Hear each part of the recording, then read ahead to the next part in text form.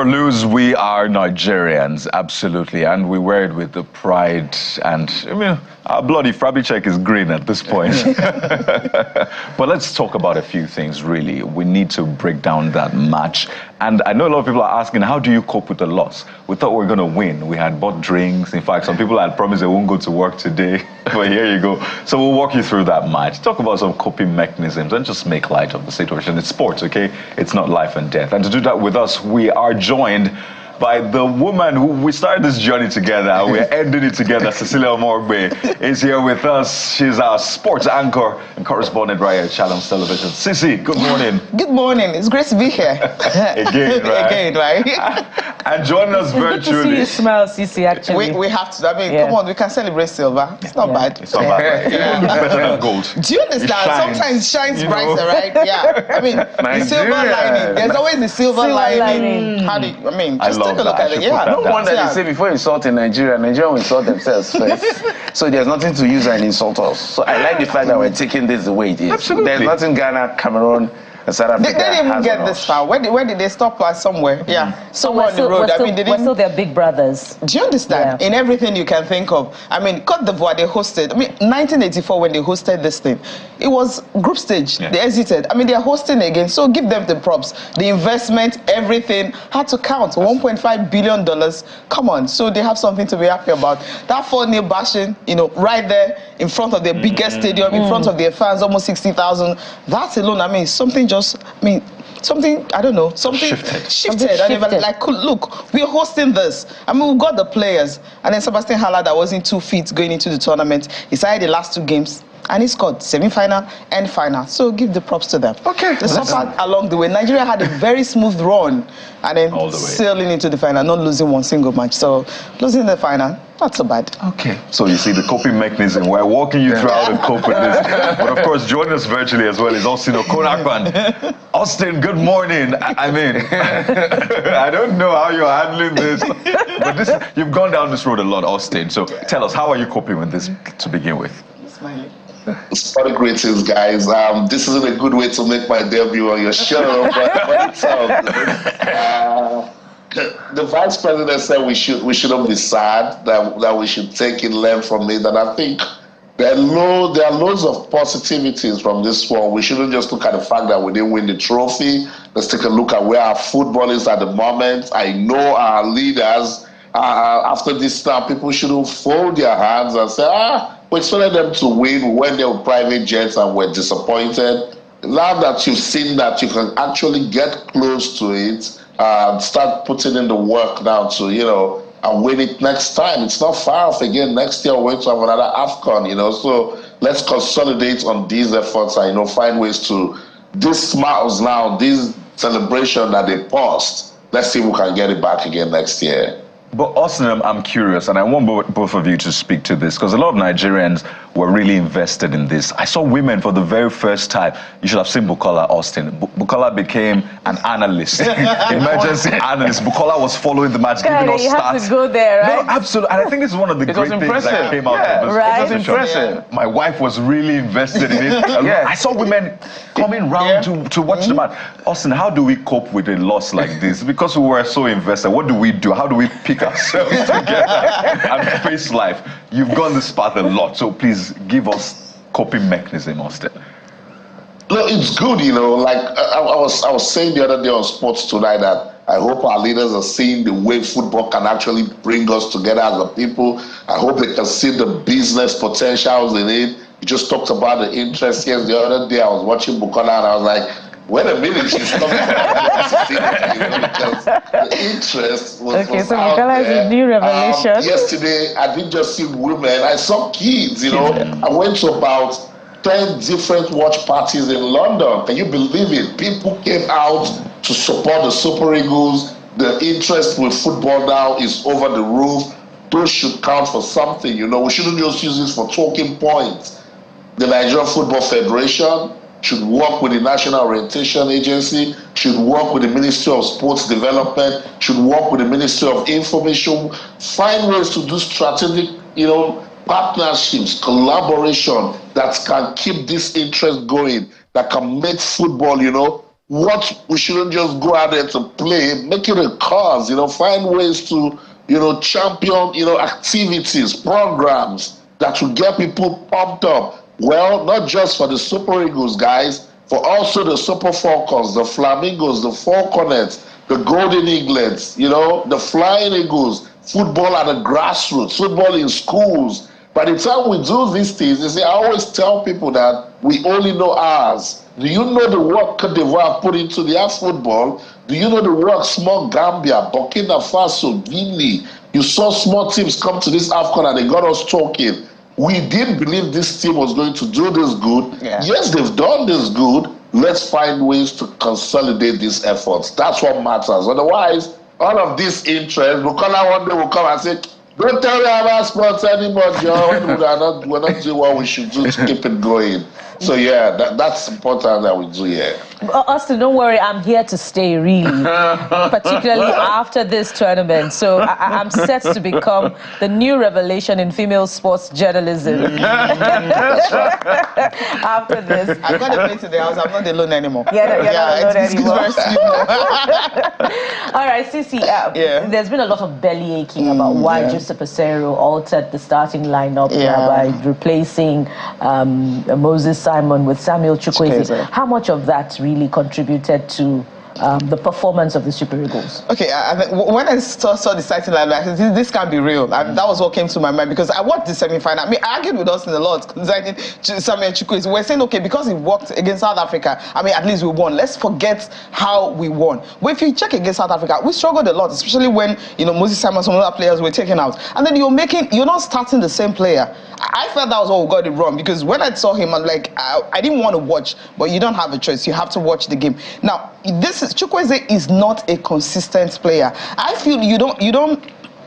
How do I put it now? Sondolise said something said something about you not tampering with a winning team. If it's working for you, stick with it. Fine. You've been playing 5 defenders. How many more players you need to defend? Why do you have 5 strikers taken into the Nations Cup when you know you can't play all of them? Now we know Lookman was getting tired at a point. Osimhen was getting hit all the time, and you actually need another person. I know yesterday, and you're wondering. So did we do something to deliberately hold back those players, because those are not the players we're used to? Zaidu, we were looking forward to him coming back after that injury was back, but he didn't show up as much as we'd see Zaidu show up. I know we've talked about Iwobi a lot, but even Lookman, they were doing so much work. Osimhen looked like he was just stressed and frustrated, and I'd like to come to this point.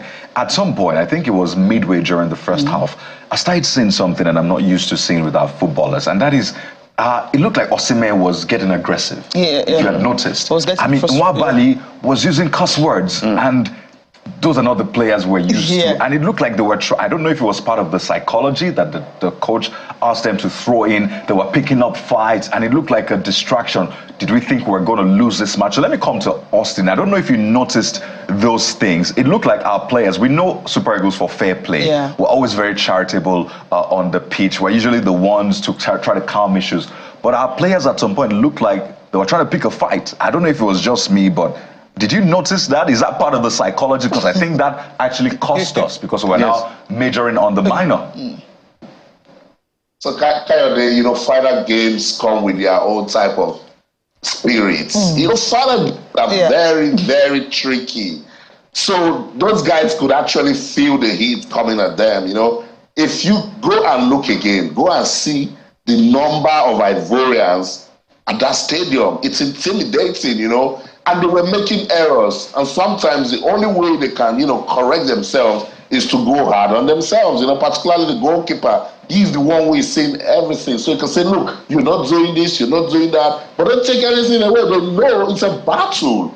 So when they go at themselves like that, it's not to distract themselves, but to let the opponents know that, look, we understand that you're bringing the game to us. We don't like it and we want to take it back. So they talk. Back in the day, there was a goalkeeper, George Campos. I don't know if you guys can remember him. He would go knock his players on the head. He would push. Chilavet used to do the same thing. He would shout at them, just to let the opponents know, we don't like the way you are taking the play at us, and we're going to do something about it.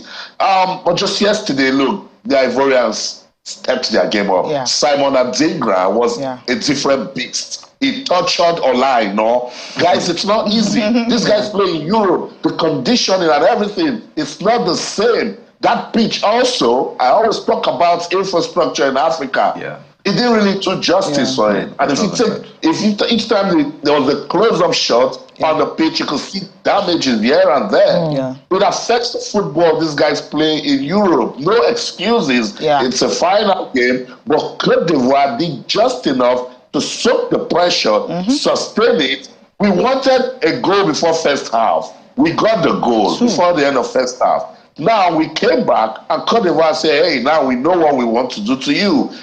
Against South Africa, look, everybody can come out now and fault these tactics of Peseiro, but that's what took us to the final. And the man stayed with it. He said if it's not broken, he won't fix it. He said he will not give open play where his opponents will torture his players and keep scoring. The guy was doing open play, lost to Sierra Leone 4-4. We were doing open play. We can't beat Lesotho, beat Zimbabwe. We came here, we locked things up, and we beat Cameroon, we beat South Africa. We went all the way. So it worked for the coach. But the difference with this final game, they weren't daring enough. They weren't adventurous. They were just comfortable with that lead that they took into the break and was hoping that something would just go wrong with the Ivorians. They'll catch them on the counter and score a second. But they didn't create those chances. Against South Africa, we had chances, we had opportunities that were like, that was close, they could have scored. We didn't see it against Côte d'Ivoire. Against Angola, we created opportunities. Lukman missed a sitter. Osimhen missed a chance also. We didn't see that yesterday because the Ivorians kept taking the game to us. You cannot have that kind of support and give the Super Eagles a chance to break and punish you, and at 2-0, it's game over. We're out of time, but Sisi, very quickly talk to us about the strategy of retention and of comeback ahead of subsequent games.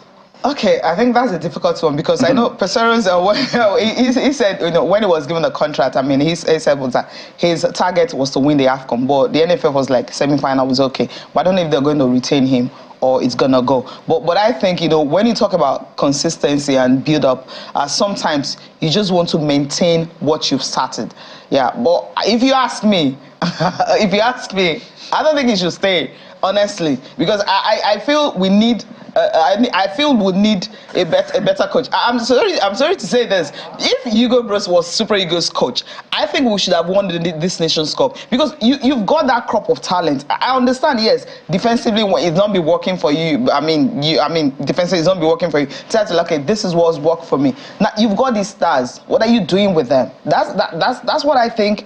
A coach, MS Faye came on when Côte d'Ivoire were on the brink. He's the first coach ever in the history of football that did not start a tournament and went on to win it. What did he do differently? Fine, we know that some of Sebastian Haller that wasn't there from the beginning was not now fit. Yeah, he came back and added a boost to them. Someone agreed that Adingra that he talked about 2 assists he had.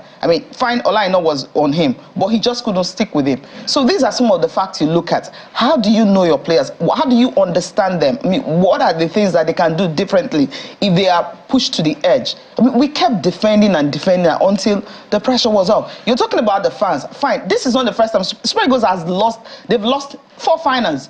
You've gone to 8 finals. You've lost 4. You've won 3. 5. What am I saying? 4? 5. You 8 finals, you've won 3, you've lost 5. This is the 5th one. That's the most of any nation. So another aspect is, he talked about, when he mentioned fans, I remember this, I'm not trying to compare Austin, we're not going to argue this. The Super Falcons in 2017 in Cameroon, the stadium Cameroon used in the finals, bigger than what Côte d'Ivoire did. It was... When a hostile crowd, when you're in a media center, your team will score, you cannot celebrate. It was that bad. The crowd in Cameroon, the president, everyone, it was like when the president entered, it was like a military parade. You know that feeling. That was how it started. The fans at the stadium, what Paranozi was able to get that goal, and Super Falcons won against a host nation, and he came home. So, right. So what a man can do, a woman we get that. The crowd was hostile. The players couldn't have been able to score because of what the crowd was. So if you're telling me those boys who are top stars in their club, the pressure got to them on the field, they froze, and they didn't know how to defend anymore. Schoolboy errors. I don't think I'll agree with that. All but right. going forward, we can keep the team together because I know we have a very fantastic. Well, there's definitely a lot to talk about. We didn't want to go to the refereeing in the initial point because Nigerians were almost crazy about what was going on with the officiating. But all of that. It was the best ever. Even England is saying, Austin, you know, your people are saying we should come learn. They should come learn from Africa how we're able to manage the VAR as if we invented it. Maybe we did, but guys, maybe. Let's find out exactly. Let's find out. I know Austin will have varying thoughts on whether or not to keep Coach Peseiro. I don't know, Austin. Do you just want to nod your head or otherwise? What your thoughts are? Before we run. Yes or no? Should Peseiro go? Go. He should stay. Okay. Like we played in the final. He should stay. I was going to World Cup in 2026. And he knows those players. We keep breaking this. We did not go to Qatar. Coaches.